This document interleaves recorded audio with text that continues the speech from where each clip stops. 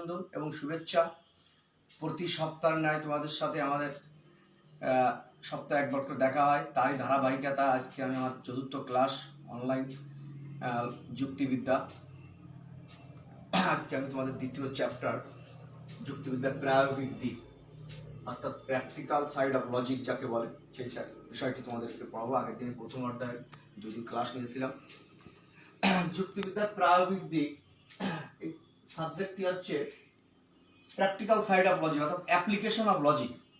দেখো, জ্ঞানের প্রতিটি শাখারই চিন্তার মৌলিক যে ভাব আবেগ বা আদর্শ রূপ বিশ্লেষণ পর্যালোচনা সবকিছু সাদৃশ্য বৈসাদৃশ্য এগুলো করে থাকে এবং এর কারণ না কোনো টপিক বা কোনো বিষয়ের সাথে সম্পর্ক বা সাদৃশ্য থেকে থাকে।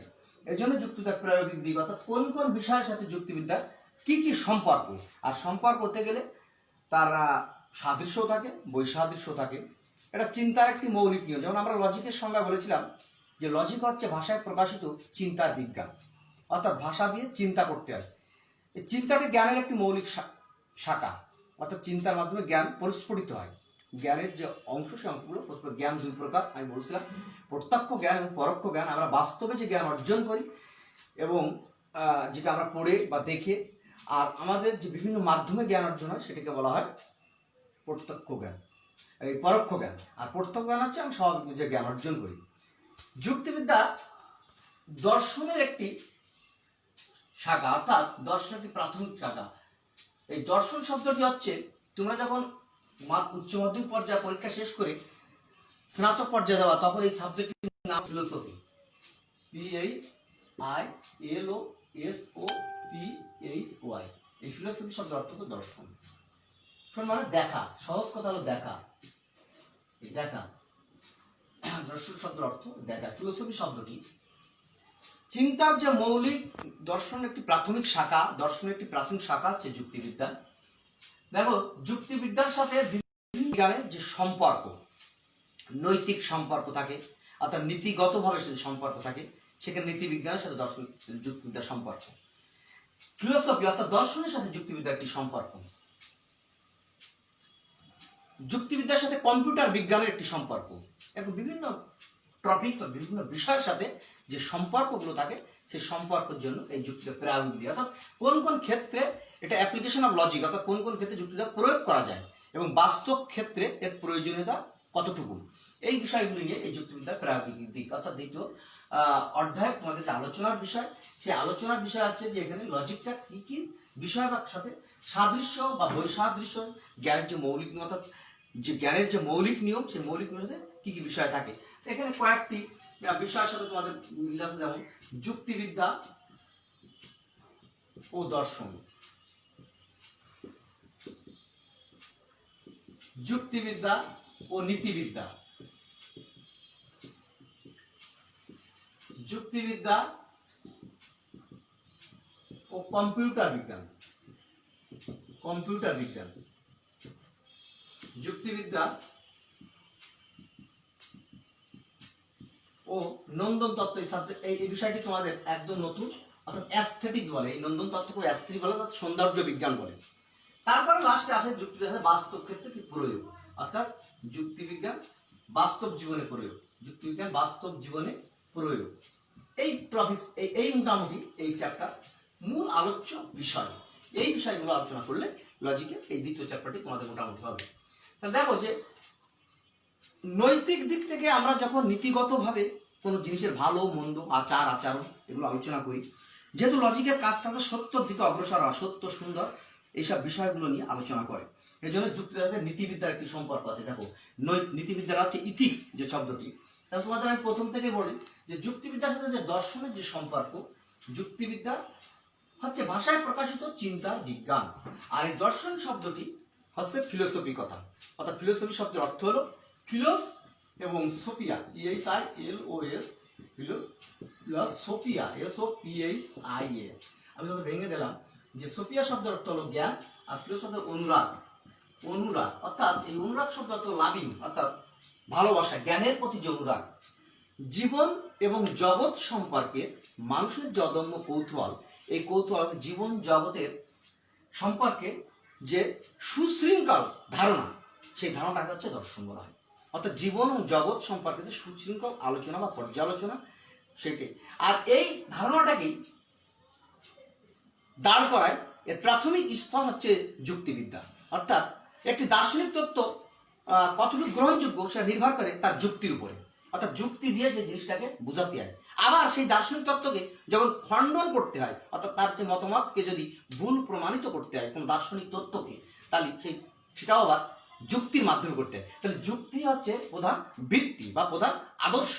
এই আদর্শকে সামনে রেখে এই যুক্তির সাথে দর্শনের সম্পর্ক তৈরি হয়েছে। তাহলে যদি আমি বলি যে লজিকটা কি, লজিকটা হচ্ছে তোমার ভাষায় প্রকাশিত চিন্তার বিজ্ঞান। অর্থাৎ ভাষা দিয়ে আমি যে চিন্তা করবো, আমার চিন্তা করার যে ক্ষমতা, সেটাকে প্রকাশ করার যে ক্ষমতা, এবং বিভিন্ন যুক্তির বৈধতা এবং অবৈধতা এই লজিকের মাধ্যমে বেরিয়ে আসে। অর্থাৎ কোন যুক্তি সঠিক, কোন যুক্তি ভুল, এই ব্যাখ্যাগুলো লজিকের মাধ্যমে আমরা পেয়ে থাকি।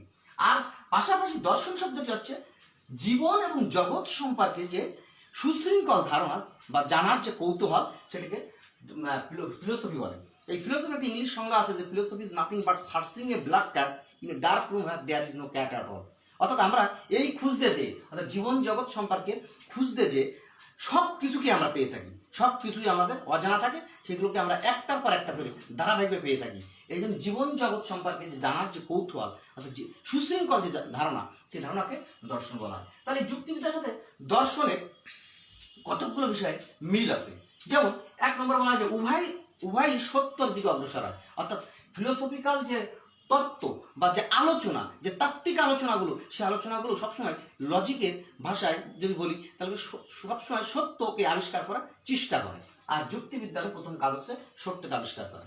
উভয়ই কিন্তু অন্ধবিশ্বাস, কুসংস্কার এগুলো থেকে দূরে থাকে। অর্থাৎ নীতি বা নৈতিকতার দিক থেকে এরা সবসময় নিজেদেরকে সুশৃঙ্খল রাখার চেষ্টা করে। তাই যুক্তিবিদ্যার সাথে দর্শনের এটা সম্পর্ক। তারপরে আবার এদের ভিতর যদি আমি বলি যে যুক্তিবিদ্যা এবং দর্শনের ভিতর অমিলও পরিলক্ষিত হয়। অমিলটা কি? যে যুক্তিবিদ্যা একটি বিজ্ঞান, অর্থাৎ বৈজ্ঞানিক চিন্তা চেতনা বা বৈজ্ঞানিক ধ্যান ধারণার উপরে এই লজিকটা গড়ে ওঠে। কিন্তু দর্শনটা বিজ্ঞান না, দর্শনটি সুশৃঙ্খল আলোচনা, একটা পর্যালোচনা। এই পর্যালোচনা করে ফিলোসফিটাকে আমাদেরকে সামনে আনতে হয়। এই ফিলোসফি দর্শন যে চ্যাপ্টারটা, এই দর্শন যে বিষয়টি, অর্থাৎ দৃশ্যযুক্ত অনাট এই প্রত্যয় অনাট প্রত্যয় এই যোগে দর্শন শব্দের উৎপত্তি। এই দর্শনের আলোচনা কিন্তু লজিকে তোমাদের ইন্টারমিডিয়েট অন্তত একাদশ বা দ্বাদশ শ্রেণীতে লজিকের আলোচনা, এই ফিলোসফির আলোচনা খুব বেশি নেই, ফিলোসফির আলোচনা অল্প। আলোচনাটা হচ্ছে মূলত লজিকের, অর্থাৎ লজিকের সাথে যুক্তিবিদ্যার সাথে দর্শনের কি কি সম্পর্ক। তার কুসংস্কার, অন্ধবিশ্বাস উভয় দিক থেকে তারা একমত, অর্থাৎ এগুলোকে বিশ্বাস করে না। নাম্বার 2, উভয় সত্য দিকে অগ্রসর হয়। লজিকটা সত্য দিকে অগ্রসর হয়, দর্শনটাও সত্য দিকে অগ্রসর হয়। আবার সাথে অমিল আছে যে অনেকগুলো বিষয়, যে যুক্তিবিদ্যা দর্শন তার তত্ত্বের উপর নির্ভর করে তার আলোচনা পর্যালোচনা করে, আর লজিকটা শুধুমাত্র বৈধ এবং অবৈধ যুক্তি পার্থক্য খোঁজার চেষ্টা করে। অর্থাৎ একটি জায়গায় যে যুক্তির আমি যে আলোচনা করি, আমি যে যুক্তি কথা বলি, সেই যুক্তিটা কতটা গ্রহণযোগ্য সেটা লজিক আলোচনা করে। এজন্য লজিকের সাথে দর্শনের একটি সম্পর্ক রয়েছে। নাম্বার 2 নম্বরে কি? যুক্তিবিদ্যার সাথে নীতিবিদ্যার একটি সম্পর্ক রয়েছে। যুক্তিবিদ্যার সাথে নীতিবিদ্যাটা কি? যেহেতু রিলেটেড সাবজেক্ট, এই নীতিবিদ্যাটা আছে ইথিক্স, ETHICS, ইথিক্স শব্দের অর্থ কি? ইথিক্স শব্দের অর্থ হচ্ছে নৈতিকতা, নীতিগতভাবে জীবের আচরণ সম্পর্কিত যে বিজ্ঞান, তাকে নীতিবিজ্ঞান বলে। জীবের আচরণ সম্পর্কিত বিজ্ঞান, তাকে নীতিবিজ্ঞান বলে। এখন প্রশ্ন যে কেন এই নীতিবিদ্যাটা এর সাথে সম্পর্ক? দেখো, জ্ঞানের প্রতিটি শাখায় আলাদা আলাদা আলোচনা করার সময় লজিকের মূল ভিত হচ্ছে অনুমান।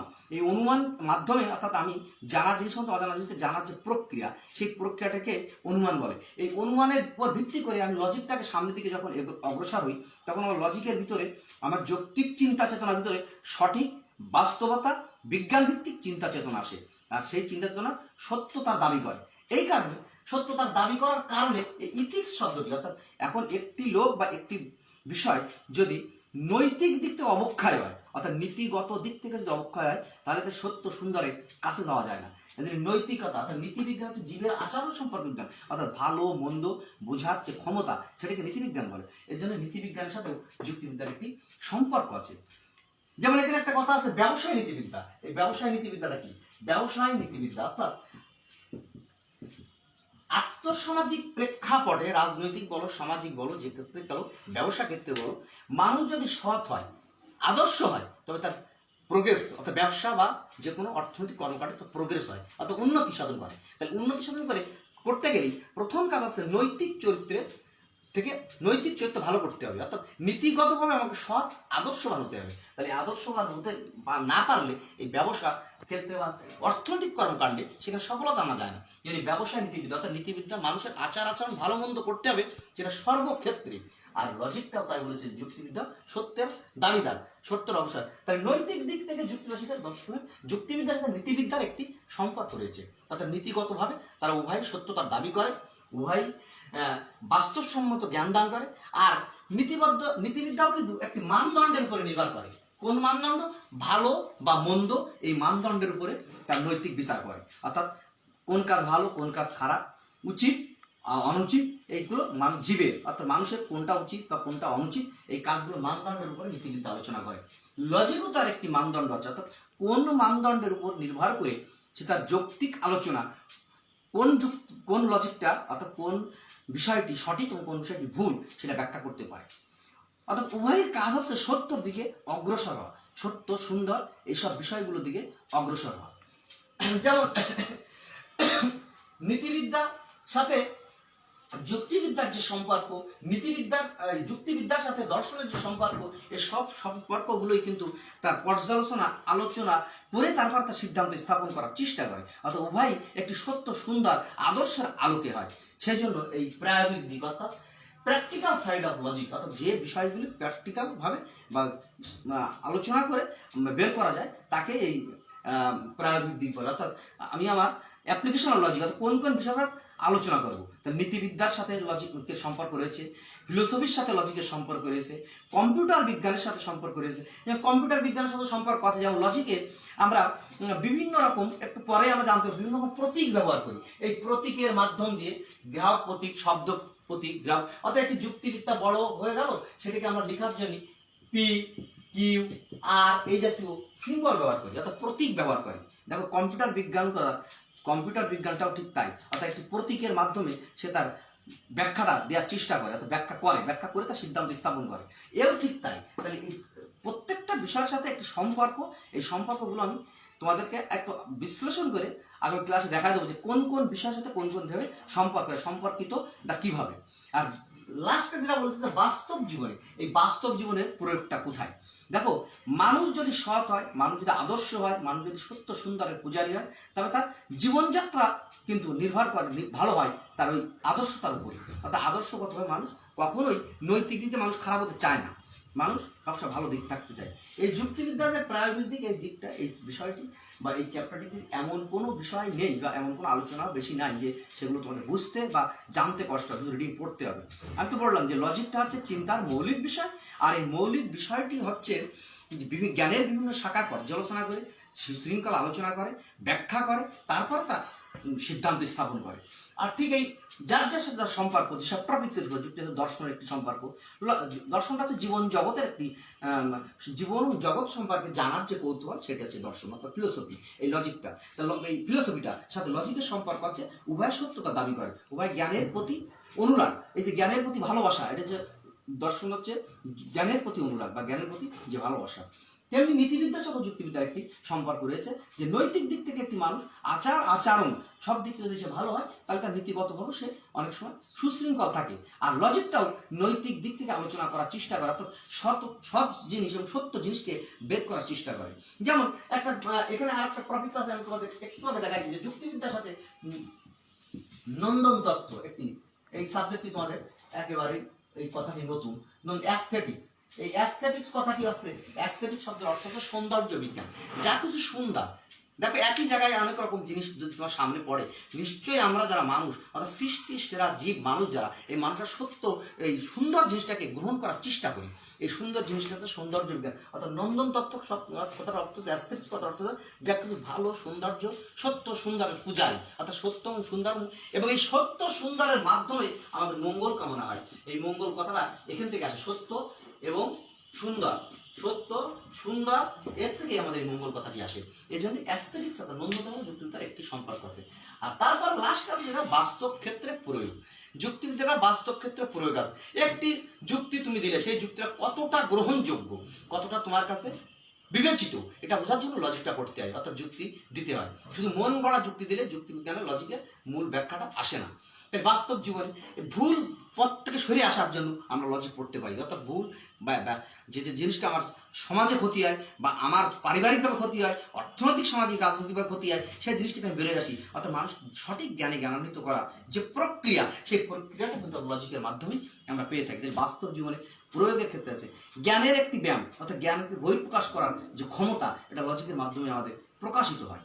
এই মোটামুটি আজকের এই যুক্তিবিদ্যা প্রায়োগিক, অর্থাৎ লজিকের যে মূল থিমস বা মূল বিষয়টি, সেই বিষয়টি হচ্ছে প্র্যাকটিক্যাল সাইড অফ লজিক, কোন কোন বিষয়ের সাথে। তাহলে আমি আবারও তোমাদের এই বিষয়টি একটু ফিডব্যাক দিয়ে আমি তোমাদের আজকের ক্লাসটা এখানে শেষ করে দেবো। সেই ক্লাসটি হচ্ছে যে দ্বিতীয় অধ্যায় যুক্তিবিদ্যা প্রায়োগিক দিক, অর্থাৎ কোন কোন বিষয়ের সাথে প্রয়োগ আছে। যুক্তিবিদ্যার সাথে দর্শনের একটি সম্পর্ক আছে, যুক্তিবিদ্যার সাথে নীতিবিদ্যার একটি সম্পর্ক আছে, যুক্তিবিদ্যার সাথে নন্দন তত্ত্বের একটি সম্পর্ক আছে, যুক্তিবিদ্যার সাথে কম্পিউটার বিজ্ঞানের একটি সম্পর্ক আছে। এই মোটামুটি সম্পর্কগুলো, এই সম্পর্কগুলো কেন আছে? লজিকের সাথে এই সাবজেক্টগুলো সবই দেখো রিলেটেড, অর্থাৎ জ্ঞান, বিচার, বিশ্লেষণ, পর্যালোচনা, ব্যাখ্যা, এরা উভয় একই রকম, একই ধরনের আচরণ করে। অর্থাৎ উভয়ের কাজ হচ্ছে সত্যকে আবিষ্কার করা, উভয়ের কাজ হচ্ছে সুন্দরের দিকে অগ্রসর হওয়া, উভয়ের কাজ হচ্ছে সঠিক সিদ্ধান্ত দেওয়া। আর এই সঠিক সিদ্ধান্তগুলো এই বিষয়গুলোর মাধ্যমে এসে হাজির হয়। এই জন্য এই লজিকের সাথে এই বিষয়গুলো সাদৃশ্য বা বৈসাদৃশ্য বা মিল, এক কথায় মিল পরিলক্ষিত হয়, অর্থাৎ এদের সাথে একটি সম্পর্ক। এই হচ্ছে মোটামুটি আজকের ক্লাস।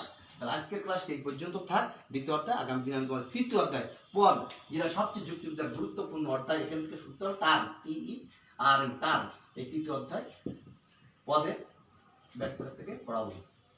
এই পর্যন্ত সবাই ভালো থেকো, সুস্থ থেকো, নিজেকে সুরক্ষিত রাখার চেষ্টা করো। সবাইকে ধন্যবাদ।